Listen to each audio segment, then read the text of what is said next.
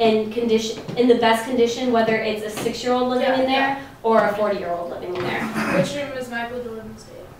He doesn't live here. He doesn't stay here. He comes Barbados. and stays The owners of the camp usually are not here. It's more like the refs, the coaches, the people that are attending the camp. Yeah. Do you have a question? I was just saying, when I moved into my room, my desk had Cheez-Its in it. See. So you gotta be really careful.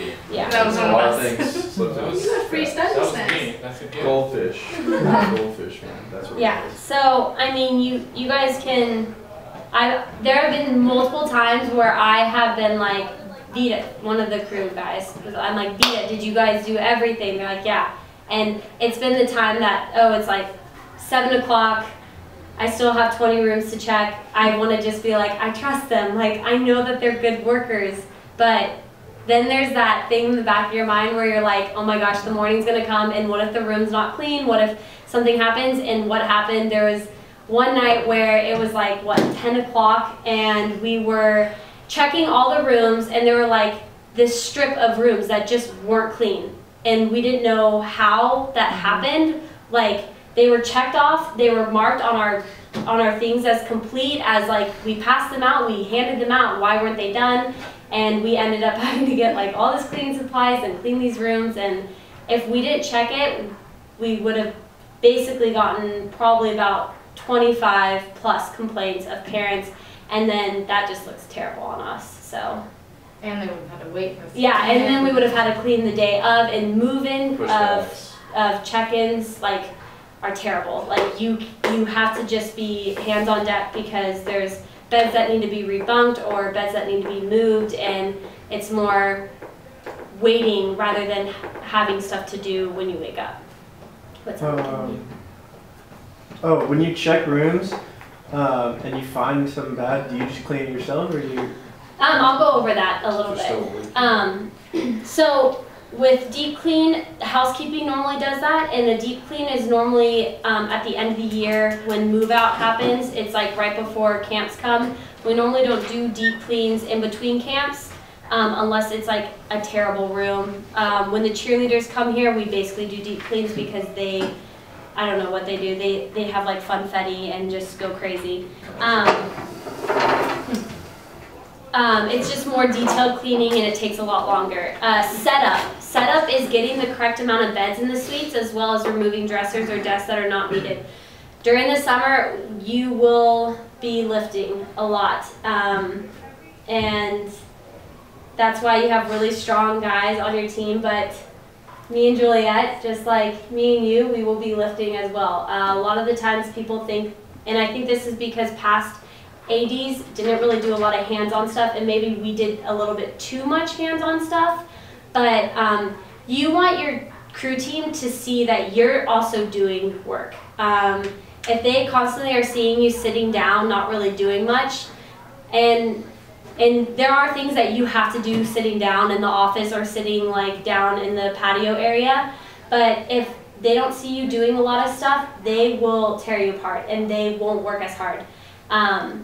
A lot of the times, like, I would make a competition with my boys. Like, I would be like, how fast can we do this? Da-da-da-da. And then there was one time where, I don't know if it was you and me, we made a competition with, we had 5 rooms, we had 2 crew teams, and we said, who can finish these rooms the fastest without us having to go back in and re-clean them? And I said, like, the winner gets in and out, and I treated them the in and out. And it's just like, those are fun things that when you can see their spirits kind of like withering down because it gets very tiring, you want to kind of like be that spark that gets them like reignited and wanting to do a great job still. How many people on one team? Normally it's 4 to 5.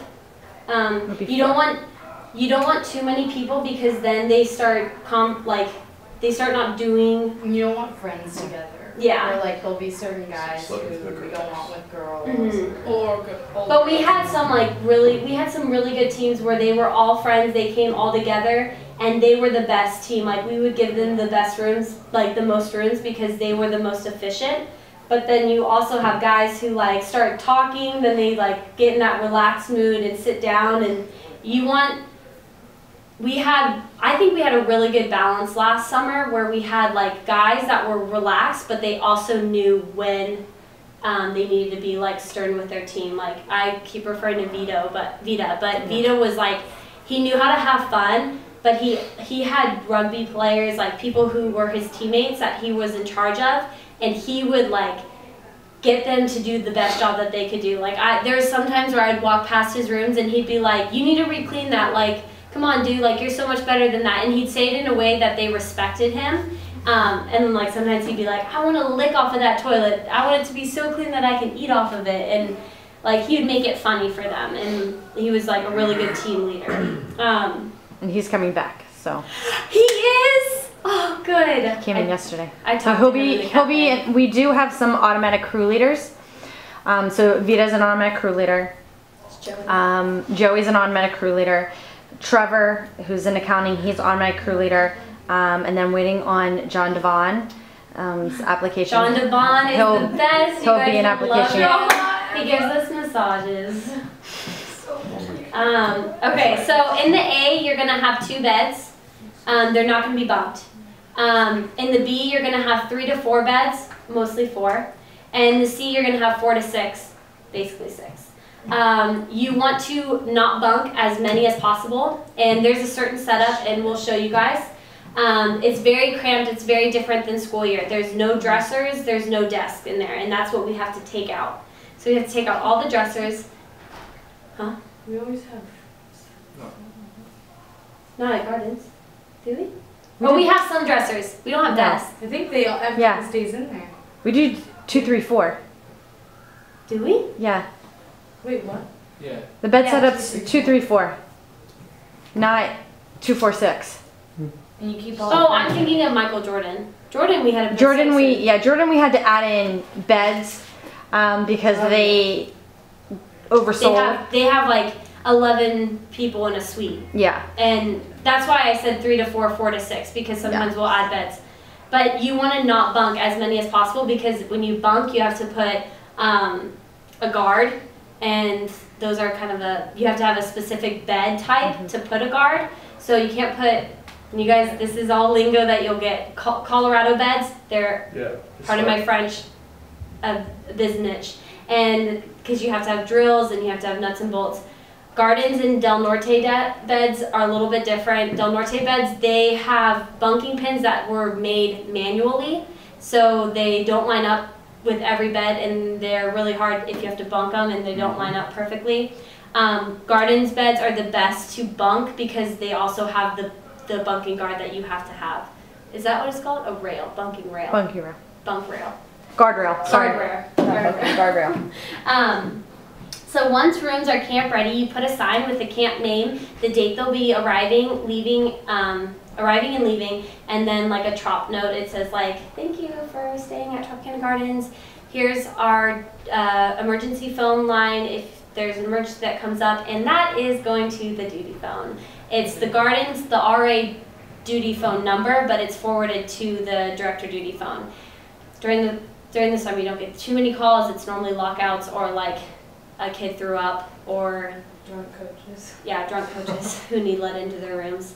And this is like super important. I didn't realize how important this was, but when you put a camp ready sign, that means that you've gone into that room, that the beds are correct, the number of beds, that everything's cleaned, that there's toilet paper and soap, that there's no maintenance issues, that everything is tip-top shape. Because once you put that sign up, all of TROP's staff, maintenance, housekeeping, everybody knows not to go into that room. It's especially big with Dave, because Dave has a list of things that needs to be done in each room, and when he sees that sign, he knows that he can't go in there until the end date.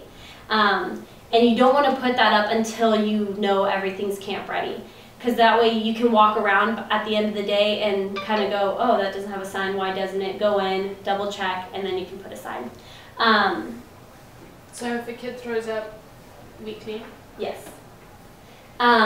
You basically are the RAs during the summer. Camp ready is beds are set, rooms are clean, toilet paper and soap are put in the proper positions, no maintenance can enter or needs to enter, the right number of beds are in the room. And you guys will be pros at the occupancy graph on StarRes. That will be your best friend. You'll be checking that to see how many people are in what rooms. And a big thing is it always changes. So the night before Jordan camp, Jordan